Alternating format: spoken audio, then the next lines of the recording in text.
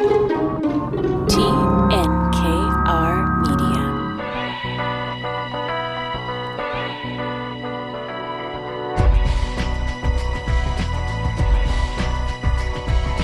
Welcome back to Inspiring Entrepreneurs Montreal, showcasing stories from outstanding business people by BDO Canada. Dan Delmar and Mike Newton with you this afternoon. Welcome back, Mike. Hey, Dan. How are you? I'm good. How are you? Very good, thanks. So today we have a real juggernaut in the tech community in Montreal. Valsoft, they've been buying up various software companies, a lot of industrial applications, software that is described as mission critical, that runs businesses, that runs large scale operations. And Sam is trying to group a lot of these Canadian and American firms under one roof. Yeah, and it's interesting because obviously when you're doing that environment, you're looking to find an advantage, right? You're looking to find an exercise that makes a difference in that business that you see potential in. For companies that are already growth stage companies, sometimes that's not as simple as it is. There's a lot of businesses out there that have a lot of latent valuation in them. And I think this is what he goes to, and he'll talk about lifestyle businesses a little bit later on. And also we'll talk about estates and estate planning and wills, the importance of all of that and getting that in order, especially for entrepreneurs. Amanda Curry will be along, our expert from BDO Canada, with some advice on that and how that can go so awry. As we have the Succession show premiering, the new season coming up in a few weeks. Have you seen it yet, Mike, the Succession show on HBO? No, I have not had a chance to sit down and watch the whole thing. I've watched a couple of episodes that have really got me enticed to sit down and do it. Unfortunately, my time in front of the TV is limited. I'm not completely convinced it's a show my wife's going to like, so I have to find a time to be able to watch numerous years on a relatively short schedule. It may feel like work a little bit, so maybe it's I'm not so concerned about that. It's more the short attention span that gets to me. I hear you. Okay, let's try to keep those attention spans now with a discussion on current events and one important quality in particular, Mike, that you want to begin with today that is increasingly critical for leaders of organizations to adopt in every policy. And in a word, it's empathy that you want to talk about today. Yeah, empathy is become really a very vital conversation. And I'm going to take this in two directions because I think that the proper use of empathy is underused. I think we are not exhibiting enough empathetic qualities and understandings. However, I can take the pendulum the other way, where empathy has now become overused as a term, maybe not in its proper application, but in the over usage of the term, to the point where it has now become a reason or an excuse as opposed to actually being something that we should be using positively. And I think in anything that becomes popular, you end up with that spectrum of usage where you say, hey, here's a great idea. Here's something that we should be using properly. Here's this empathetic component to understanding humanity and putting ourselves in other people's shoes and doing something I don't do well, which is listening and hearing people. To the other side of the coin, from sometimes it's an employee perspective, is, hey, you guys aren't empathetic enough. And, it's like, you're not giving me enough feedback. Where does that line get drawn? It's interesting because empathy has to be more about empathy signaling or, just writing words in a memo. It has to be actually getting one-on-one with your employees and finding out accommodations or solutions that could make them more productive and happier. Yeah, definitely. I mean, you got to consider that, many teams or many people are with, cauldrons of bubbling emotions at the end of the day, right? And you can take that, and our job as leaders is to intuitively sense and understand the viewpoints that everybody has sitting around the table. And if one person does not take that leadership role in bringing empathy out into a conversation, or even more so, making it a place of safety where empathy can be understood and respected, then it now becomes a point where it's seen as, I just don't care, you're not listening to me. And now my emotions are going to swing from, hey, I've got something on the surface I want to discuss, to going into some latent scenario where it's pushed down. And all of a sudden now it's gone from, hey, we can do something with this and make something from it, to, oh my God, here we go. We got another problem on our hands. I want to deal with a taboo. And I don't think we've ever talked about this taboo before, but some leaders, Mike, aren't great with empathy. And if that is the case, if you are a leader that's not great at empathy, there are solutions to that too, right? There are other leaders in the organization, your head of HR, for example, that can maybe fill the gap there. 100%. I mean, the fact that you may not be good at empathy does not prohibit you from understanding that empathy is important. So, I can take that discussion. We get into an emotional intelligence. There's five key areas of emotional intelligence: self-awareness, self-regulation, motivation, empathy, and social skills. So when you take those, you don't necessarily have to be good at all of them. But like you say, you need to have somebody who is, and you need as the leader that ability to open the door to dialogue and open the door for other people to provide what you can't be providing. So it's not about being perfect and great at everything. It's about having people around you that are capable of assisting. I want to bring in a couple of topics about remote work now. I know your favorite topic, Mike, and it from both sides. I want to get both sides on this issue, the pro and the con. First, on the critical side, the former head of the public service, this is from the Globe and Mail a few weeks ago, warning that working from home could hamper careers. And this person, Michael Wernick, who was the clerk of the Privy Council, said that working from home could negatively impact the careers of public servants, hamper their ability to learn from colleagues, and as well create disorganization among the federal service. When people come back, they find they no longer have that same system in place. The services, the desks are changed. What are your thoughts on the long-term prospects of hybrid work? Well, hybrid work and remote work to me are two very different things, and I know they encompass remote work, but the discussion of remote work to me leaves me with the impression that that's a full-time position as opposed to a hybrid environment. I do believe that there is a massive value in being in an office environment. I'm not going to tell you how many days a week because my opinion is probably going to vary from a lot of others. But I believe that some of our greatest education comes at watching colleagues act properly or not so properly at the end of the day. It's part of the education. I go back to, when I started at Fuller Landau, which was Fuller Jenks Landau in 1989, and I've tried to put myself in the position of some of the younger people in the last few years through COVID that have been working remotely, and I think of how much they have lost by not being on site from an educational perspective. And yes, we can talk about policy and procedure, and we can talk about, where your desk is and all the rest of it. From me, there's an educational component that just does not work so well from a remote perspective. So I think that from a long-term perspective, yes, this is going to hamper a lot of the professions, definitely, and certainly a lot of human interaction. On the other side, the pro working remote side, this one from Benefits Canada, a study finds that remote working is giving employees back, wait for this, Mike, 72 minutes per day. On average, according to the source, Benefits Canada, employees spend 40% of that saved time completing extra work on primary and secondary jobs, while a third, 34%, was spent on leisure, 11% towards caregiving duties, and this according to the U.S. Bureau of Economic Research.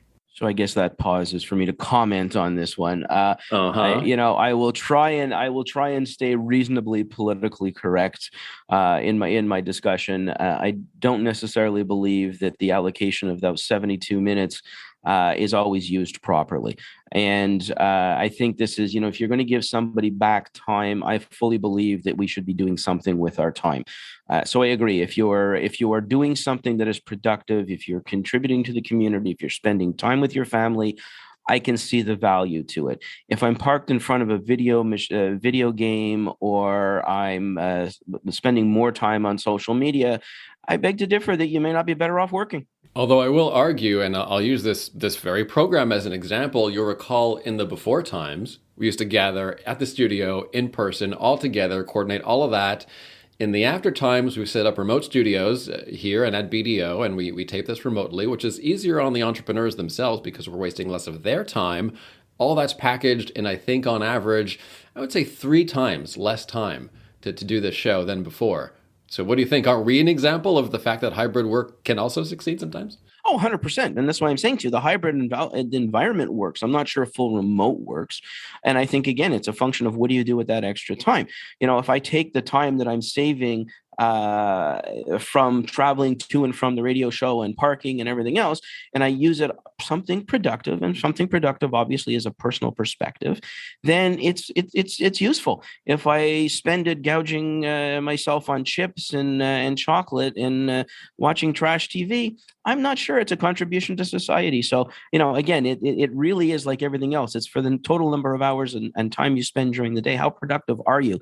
And definition of productive is purely a perspective issue. I know it's more difficult in some professions, certainly in accounting, than in my case in writing and in creative endeavors. As long as my people meet their deadlines, which they always do, and as long as it's quality work, I don't have a whole lot of time to think about where they're doing it from or under what circumstances.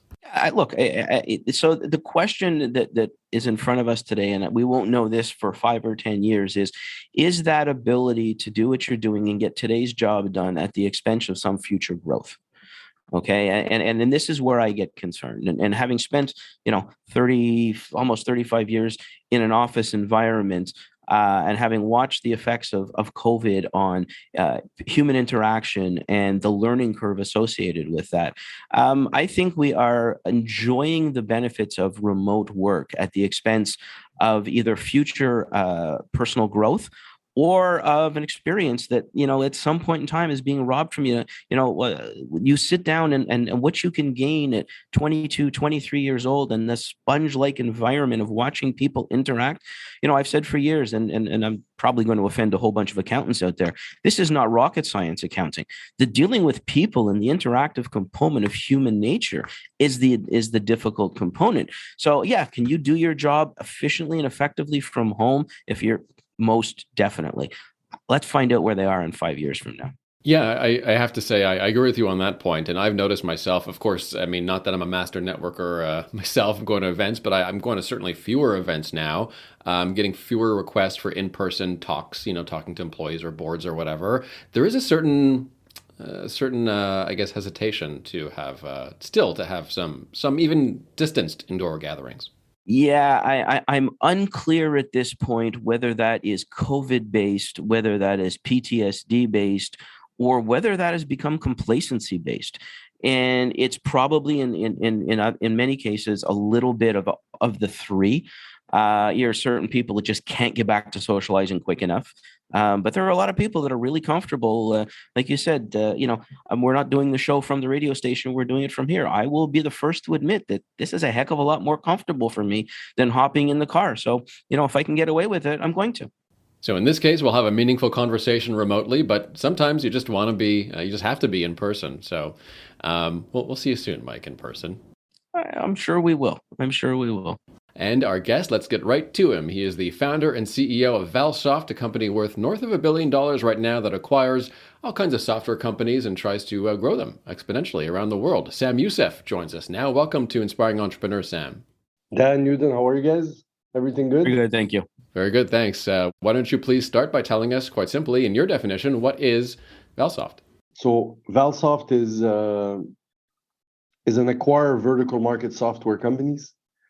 It's made up of 65 different small vertical market software companies that cater to the needs of small, medium, and large businesses within a narrow sub-industry, like marinas, hotel, forestry, etc. Sam, tell me a bit about your growth story, how you got from the beginnings of Valsoft to today. So I've been an entrepreneur since I'm a teenager. I've always had a passion for it, started very early. I had a landscaping business at like 14 years old, going door to door, getting people to sign contracts and cutting their grass in the summer, shoveling their snow in the winter. By like 15 years old, I think I had 50 people around my neighborhood and a good business. Then I went on to other stuff, affiliate marketing, sold some businesses, and started an investment company called Valsoft Capital in 2011. Raised money from our group of entrepreneurs and some friends, and we put together $21 million in 2011. And we started, getting really passionate about investment and growing companies. And I must have read 100 or 150 books. about investing, traveled to different investment conferences, and started investing in the stock market and did really well. And the more we did that, the more we fell in love with, we start understanding businesses, fine-tuning what we invest in, looking for better and better businesses with better and better economic characteristics. It started drawing us to software companies. Software companies have a high amount of recurring revenue. They have a mission-critical status with their customers, where sort of the software company helps them run the business. A lot of people in the company are trained on a specific suite of software, and it's a tiny piece of the operating expenses of the business, so the price is not that meaningful. So you have a situation where the software company has a lot of pricing power, stickiness with its customer, and software was growing a lot and it's still growing a lot in the world. So it yielded to sort of a consortium of events that was likely to yield to the creation of companies that would generate a lot of shareholder value. We likened it to like the newspaper industry in the early part of the century, or the cable business in the 80s. Sort of it was getting everywhere, going everywhere, and it was like the business to be in to really take advantage of the times. So then we started analyzing the different business models, and we started investing into publicly traded software companies and did really well with that. And then we looked at, what are the best software companies? And, we found that the best ones were the ones that garnered to a specific vertical. So software for forestry companies, software for small hotels, software for marinas. The reason those were really, really good companies is because there wasn't huge amount of money chasing these fields. So not a lot of people, not a lot of large private equity firms, venture capital firms, and pools of capital are going after the marina business. Is just too small, right, to create a large business. So these verticals were sort of structured as small oligopolies, where there would be 5-6 players in there, and each player would have its own segment of the market, and they all had been there for 20-30 years, maintaining and defending their positions. And you had these small $3, $5, $10 million companies that had been around a really long time and were really, really good businesses. So we're like, let's try to buy them and see if we could run them a little bit better, because they're often ran as family businesses, lifestyle businesses. So we bought one company in 2016 and did really well with that. The year after, we bought 3 companies. The year after, 7 companies. And last year in 2022, we bought 25 companies. Average size of our company is $3-4 million. And we grew the company from 0 to $300 million or so within 6 years. Through doing that, through buying companies, making cash with these companies, and reinvesting that cash into buying more companies that will make us more profits, and we'll use these profits to buy more companies, and eventually we'll take the company public and keep doing that. The same playbook, the same value creation methodology that has been working for us. The vertical market software industry there's basically 60,000 companies or so in there. So it's really, really large. And over the next 20 years, it's going to consolidate to 100 or less companies. And we'd like to hopefully be one of the leaders of that consolidation. So, Sam, basically, you brought up 2 points in there that I think you should probably define for our listeners: mission critical services and lifestyle business. So, start with the first, mission critical service. What is that, and how does that play into your investment style, and why are you looking for that? Yeah. So, at the end of the day, a good business is one that has pricing power. The number one way to define a good business for me is pricing power. Why? Because pricing power enables you to have good margins. Having good margins on your product enables you to give a better service or a better product to your customers. So you'll have happier customers, and these happier customers will get you other customers, and your business will have sustainability, profitability, and growth for a long period of time. Now, if I am selling you corn and Dan is selling you corn. We have a commodity product. We're both selling you the same thing. You're going to pick the cheapest corn, right? Mm-hmm. Corn salesmen don't have pricing power. Now, if I'm selling you my software, which runs your forestry mill, and if my software goes down, okay, and all your staff is trained on my software is mission critical to your business. You cannot afford for this. You cannot afford the disruption that would come with switching software provider. This creates an environment that is prone to rational pricing or pricing power, which is prone to building a better business. So the mission criticality of the solution, how important it is to your business, is an element that foreshadows pricing power, which is important. A lot of industrial applications in the companies that you're buying. You mentioned a lot of mission critical software. What kinds of companies are you looking for, and what qualities in leaders are you looking for? What kind of companies we're looking for? So we're looking for companies that provide solutions that are very important to their end customers. So we're looking for companies that provide solutions that manage the customer's business, right? So software that manages. We have software that manages the car rental operations of Hertz. We have software that manages the operations and the property management systems of some of the bigger hotel chains in the world. We have software that manages the mills, the paper mills, and the forestry mills of International Paper. We have these types of software that manage the infrastructure of the economy. So very important parts of the economy run on our solutions. So these are extremely or vital pieces of technology infrastructure in the world. You mentioned earlier the discussion of being attracted to lifestyle businesses. And for our listeners, there's two differences. Basically, there's a lifestyle business and there's the value creation business. Lifestyle business usually is about creating a lifestyle, taking the income and using it, not necessarily reinvesting, versus the value builders, which ultimately have this constant reinvestment and are trying to increase the value of the business. Talk to us about why lifestyles is just a bigger opportunity because you can reinvest in these where reinvestment hasn't occurred. Yeah, I mean, it's sometimes, let's say you own a business and it's your personal family's business. Not everybody's as ambitious as we are, or not everybody has the same goals and dreams as we do. So they're going to run this business to optimize their family's lifestyle. So some cars might be on the business, some trips might be on the business, some friends might be on the payroll. The wife, the mother, the cousin, they get them jobs, so they work together and enjoy that.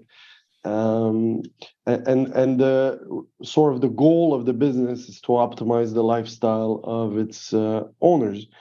So these businesses are not necessarily always reinvested into the way they should be. They're not always managed for optimal performance. A company like Valsoft would come in and we would manage these companies for the best interests of its customers, its employees, and its owners. So often inside these companies, there's not a lot of growth potential for employees, right? Because the company's purpose is not necessarily to grow. When Valsoft comes in, a lot of employees are like empowered. They're like, okay, now we could grow within this company. We could start going from managing R&D at this company to managing R&D at this group of companies or at this whole vertical.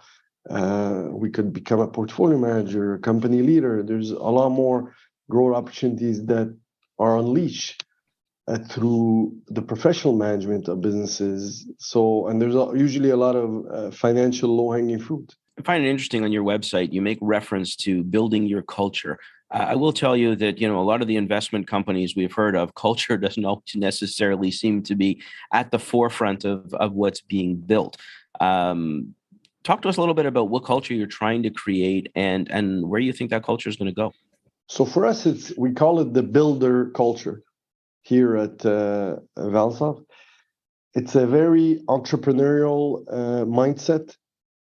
We believe that the power to make their own mistakes is what people really want. So we empower them with that. We give people a lot of autonomy, a lot of freedom to make mistakes, make errors, grow. If you don't give people the ability to have their own failures and mistakes, you're not really giving them the opportunity to have their own successes either, because the decisions are never really theirs. So we have a culture where we really try to empower people and give them a lot of autonomy, freedom, access to our resources, and go and buy businesses for us, build businesses for us, and let's grow something together, build something together. The other tenet of our culture is meritocracy. We believe deeply in the meritocracy system, where in a company you have like sort of like the top 10%, the bottom 10%, and the middle 80%. If the bottom 10% are treated the same way as the top 10%, then the middle 80% is sort of going to go towards the bottom. If the top 10% are put on a pedestal, given superior compensation and opportunity, whereas the bottom 10% are, it's clear that they are the bottom 10% and that they should improve or they don't belong in your organization, then the middle 80% is going to move towards the top. And you're going to have a company that performs. You're going to have staff in the company that cares, and that you know what you value in the company is clear. So we try to we call it being fair.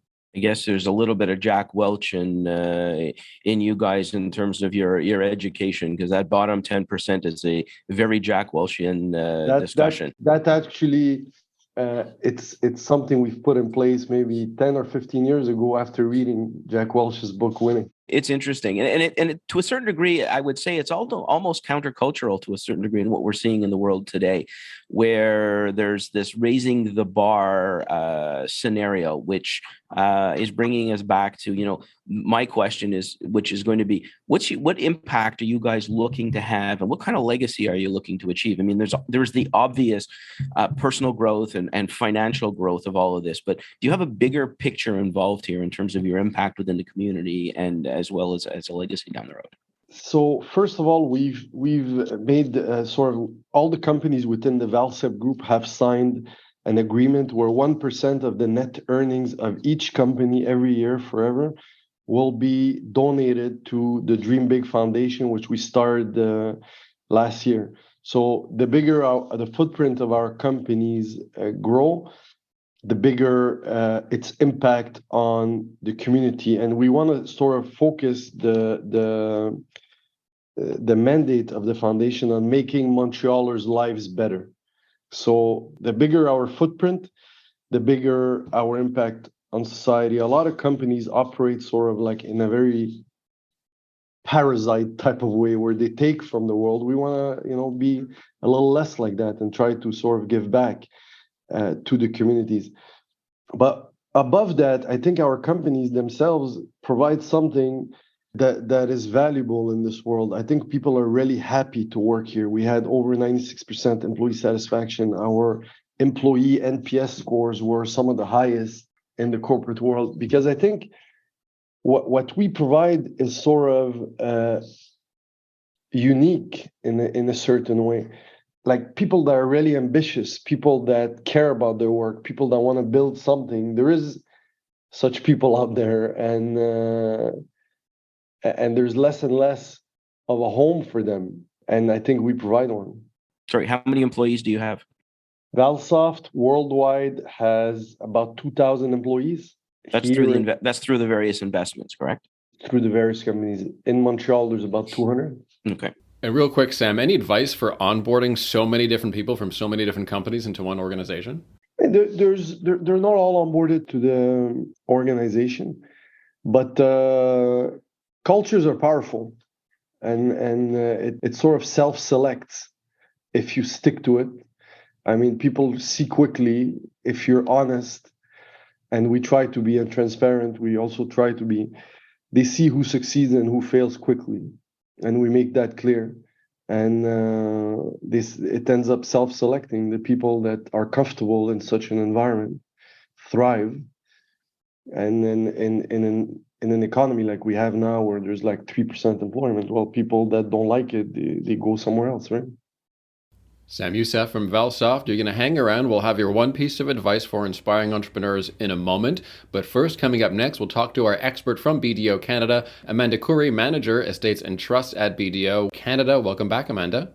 Thank you. Thank you for having me again. And Mike, my favorite show, Succession, is coming up. So I thought it was, hey, what great timing. Let's talk about that, Succession, and how, well, it usually doesn't go as awry as it does in the show Succession. But, you'd be surprised. You'd be surprised, Dan. It can. Succession, I guess Succession takes on two different parts here. We're going to discuss about succession in a grander scheme, which is the succession plan, I guess, shall we call, after your demise, and how you're going to move forward, as opposed to necessarily just a succession in a business. So, Amanda, what do you say is the most important aspect to considering when putting together a succession plan? So I would say the most important aspects of estate planning or succession planning would have to be who you're choosing as your liquidator or executor, and definitely the timing on when you are choosing to execute your estate planning. I think today people consider, let's say, the role of a liquidator or an executor to be quite an honor, actually. And don't get me wrong, it definitely is. But what I think more and more people are going to start learning is that it's a really big responsibility on, let's say, one or two people that you're deciding to appoint. Today, a lot of our lives are really busy. Have so many commitments, families, work, travel. We live in different jurisdictions. Our world and our lives are moving so fast. And to dedicate, 12 to 18 months minimum of just pure administration work is quite the add-on for some people. It's kind of like the same logic on the importance of the timing in your life and when to start thinking of planning your estate. I think people have this misconception that you need to be, at a certain level in order for an estate plan to be useful. What some might not realize is things happen in life. The unexpected happen. And when you need a will or you need a plan for your succession and your family, you might not have one. The moment you own assets, you're starting out in your professional career, you're starting out as an entrepreneur, you've started a family, it's really time to start thinking about how you would want things managed. So same thing when you're in that mode of starting to think about your estate plan, you'd want to decide who are you going to appoint to handle your whole estate. And it's also really important to talk to the person about it in advance. I'm a really true believer in that. Don't be afraid to inquire on what are, let's say 180 duties that come with being a liquidator of a succession. And don't be afraid to say, that you might need help doing that from a third party whose job it is to do exactly that work. That could be, your lawyer, your accountant, your notary, pretty much any professional who has that expertise. There's no doubt that becoming an executor or liquidator is a rather large job. And I think the one thing people have to consider in this as they take on the role is also the legal responsibility associated with it. It doesn't come, scot-free at the end of the day. There are some risks associated with becoming a liquidator. And I think a lot of people don't always necessarily recognize that and or talk about it. So I agree. If your whole objective here is communication, you need to have that conversation with your executors before they accept. Yeah, definitely. I don't think people realize just on the point of risk. There's major liabilities, both legal and financial liabilities that you have to take on. So that piece of discussing that and really inquiring about all that is really, really important. What's your biggest challenge in putting together a succession plan? I would say the biggest challenge in planning your succession, it's definitely family dynamics, right? Today more than ever, I think we all have different sorts of family structures, and it's managing all those moving parts and individuals that can, 100% make it challenging when putting together your plan. Not all family lives in the same jurisdiction as you. So appointing them as liquidator or your beneficiary has to be questioned. There's major repercussions to consider when doing that. Some family members don't also necessarily get along. So the individual has to make sure when choosing who gets what in their will that it doesn't cause further issues. down the line that you might not be there in that time to explain and to justify your rationale, right?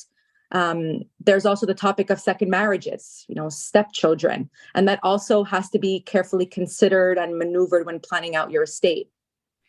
I think people should, one of the most important things is to get guidance from a professional, whether it would be, like I said, your lawyer, your notary, your accountant, just someone who might know you and your family well and your specific family dynamic and structure. When planning out your succession is definitely something that I would consider guiding clients in doing. They can have pointers from other experiences on how to go about certain things that some might find useful, and talking about it. Like I said, talking about it with your family, with your friends, with anyone you're planning on incorporating in your will beforehand does truly save a lot of unanswered questions in the end. Been very politically correct in your comments, Amanda. I think some of the biggest battles we've ever seen revolve around the family dynamics on distribution of wealth, and how it's amazing how once the last parent passes away, the true colors of the kids come out. So I think you're 100% right. That whole dynamics discussion is vital. Then again, there's the occasional parent who says to me, "I'm not going to be here, so I don't care." Yeah, we got to get away from that mentality, right? Let's try to steer away from that. Think of the children. Amanda Curry, Estates at BDO Canada. Thanks so much. Thank you, guys. And as we come to the end of our show, let's turn to our guest, Sam Youssef, the founder and CEO of Valsoft, and ask him for his one piece of advice for inspiring entrepreneurs. Sam, what do you think? So me, I think starting early is really important. I've always said,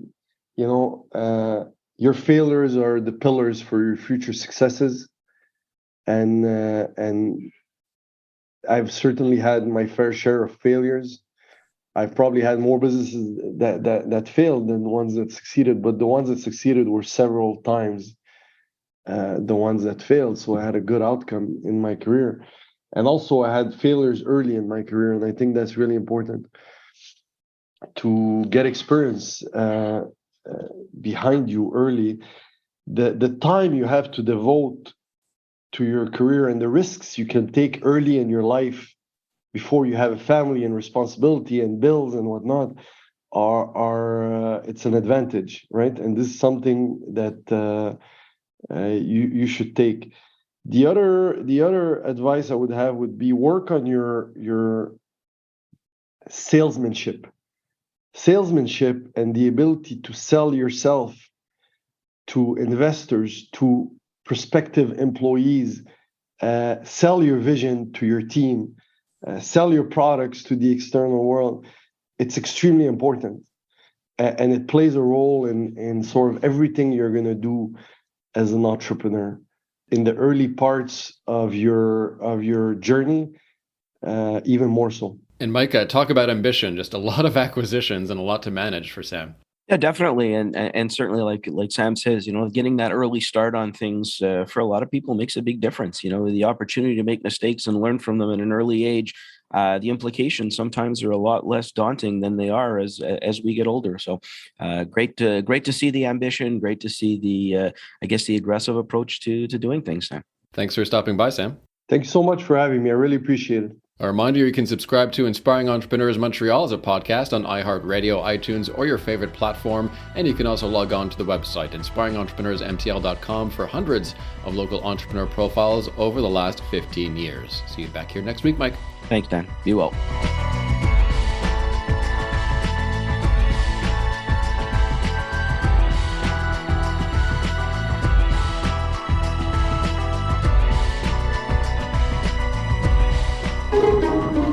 This has been a production of TNKR Media.